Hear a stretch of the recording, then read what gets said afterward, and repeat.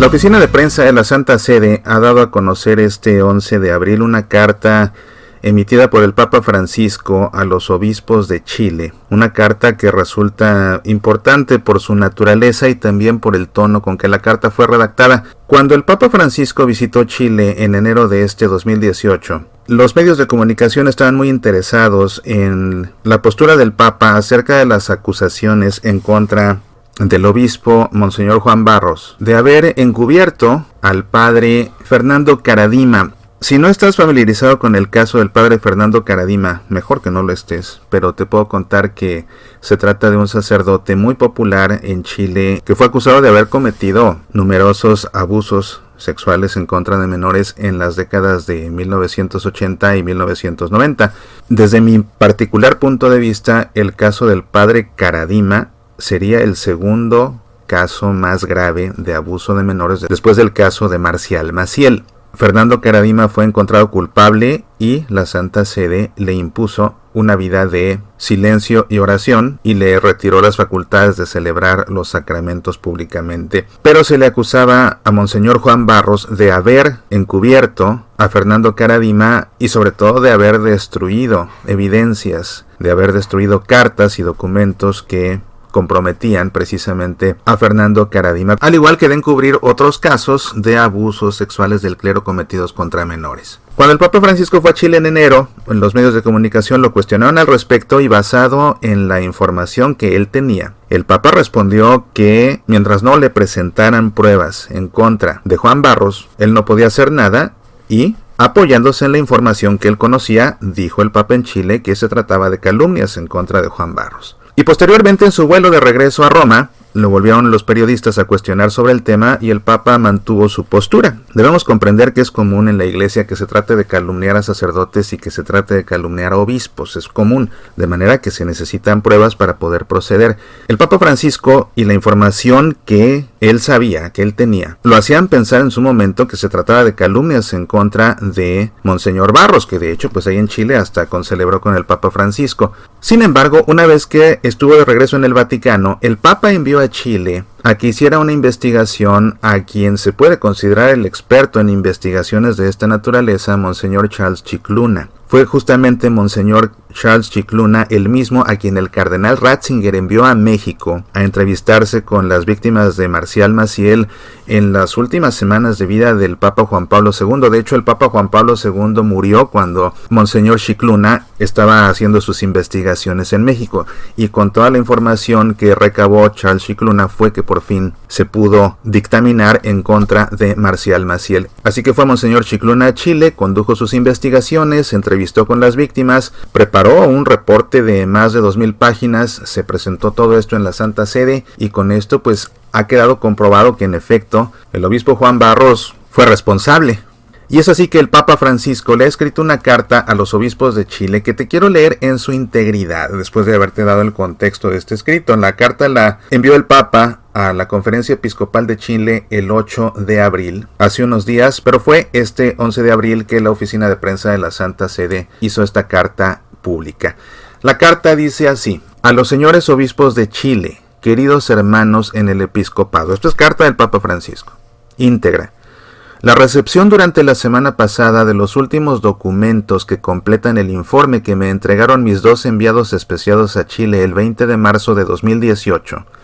con un total de 2300 folios, me mueve a escribirles esta carta. Les aseguro mi oración y quiero compartir con ustedes la convicción de que las dificultades presentes son también una ocasión para restablecer la confianza en la Iglesia. Confianza rota por nuestros errores y pecados, y para sanar unas heridas que no dejan de sangrar en el conjunto de la sociedad chilena. Sin la fe y sin la oración, la fraternidad es imposible. Por ello, en este segundo domingo de Pascua, en el Día de la Misericordia, les ofrezco esta reflexión con el deseo de que cada uno de ustedes me acompañe en el itinerario interior que estoy recorriendo en las últimas semanas, a fin de que sea el Espíritu quien nos guíe con su don y no nuestros intereses o peor aún, nuestro orgullo herido.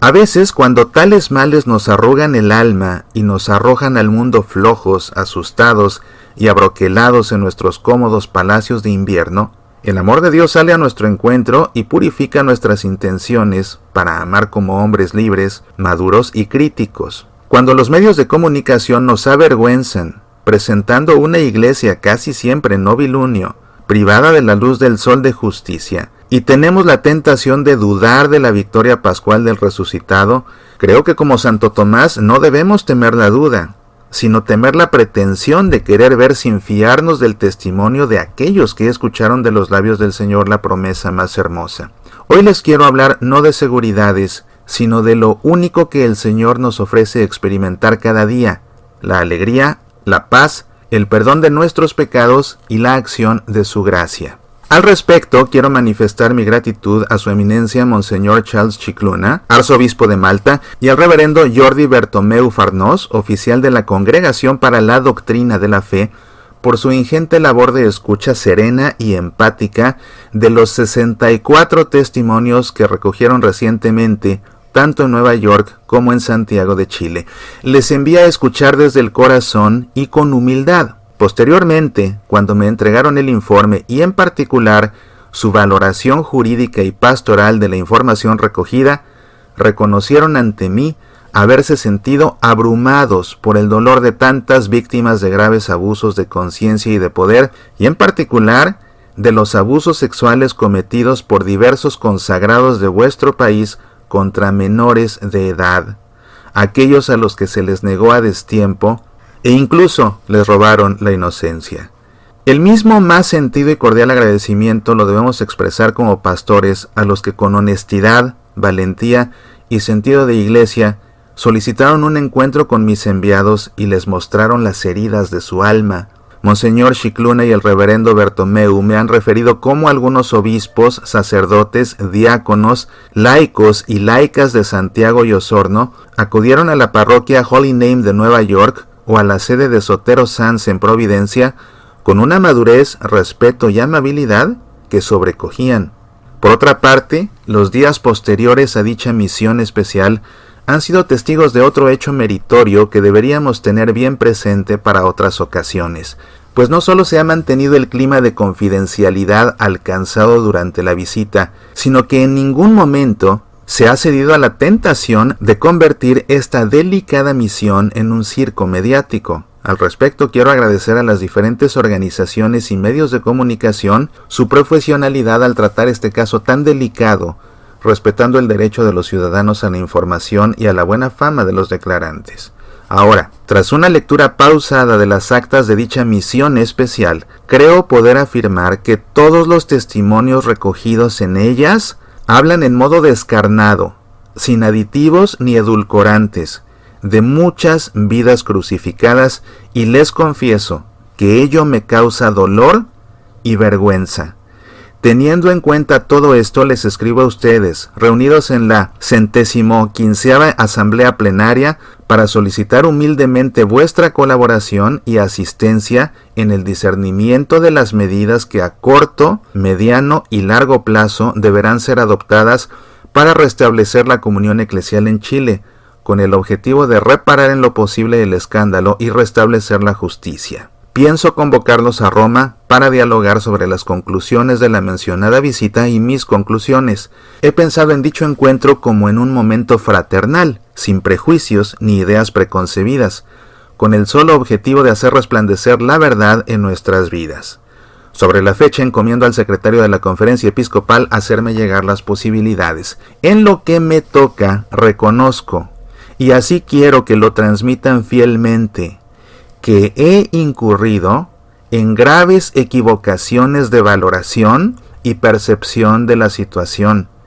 especialmente por falta de información veraz y equilibrada.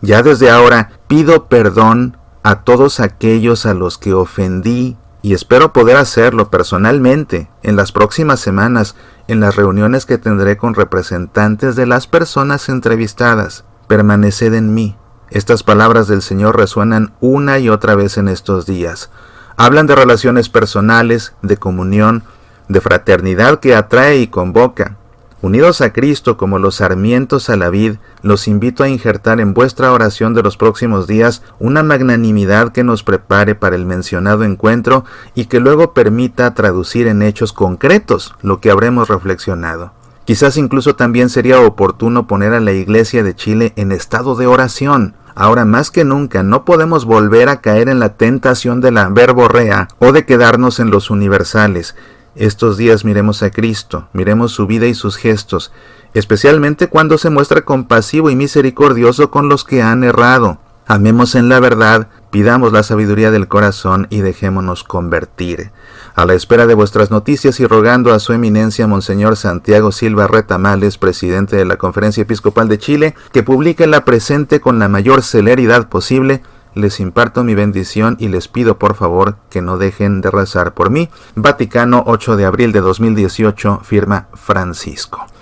Es una carta importante porque, pues el Papa convoca a los obispos de Chile para que trabajen con él, para implementar medidas para resolver esta situación del abuso sexual en Chile, pero más allá de eso, es una carta en la que vemos a un Papa que no tiene miedo de reconocer un error de apreciación, que no tiene miedo de reconocer públicamente una equivocación de percepción, y todo esto debido, como él mismo dice, a la falta de información veraz y equilibrada. Un Papa que tiene la humildad de pedir perdón a los que ofendió al haberse mostrado,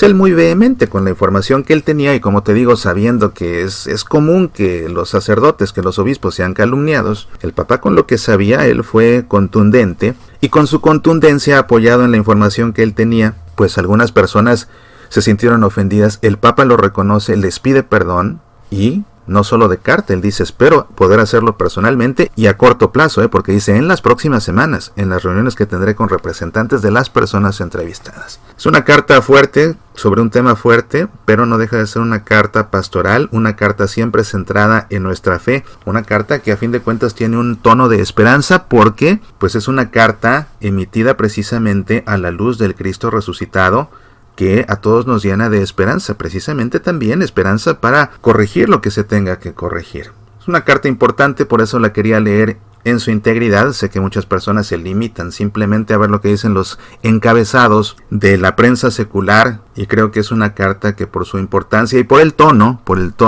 humilde, firme al mismo tiempo y siempre pastoral, valía la pena que la conocieras en su integridad. Una carta tan pastoral que fíjate cómo en medio de toda esta situación que para nada es cómoda, no es un tema que a nadie le agrade, pero el Papa en este tono pastoral dice que quizás incluso también sea oportuno poner a la Iglesia de Chile en estado de oración, precisamente para que oren, para que durante este encuentro que tenga el Papa con los representantes del episcopado chileno se puedan tomar las mejores decisiones, se decidan las mejores medidas y después todas estas se lleven a cabo, siempre con justicia sí, pero también, como dice el Papa, siempre con misericordia. No es coincidencia que el Papa emite esta carta el domingo de la Divina Misericordia. Y es que a fin de cuentas la Iglesia es un canal de la misericordia de Jesús, debe ser un canal de la misericordia de Jesús, y siempre, eso sí, cumpliendo con la justicia, no debe dejar nunca de ser misericordiosa.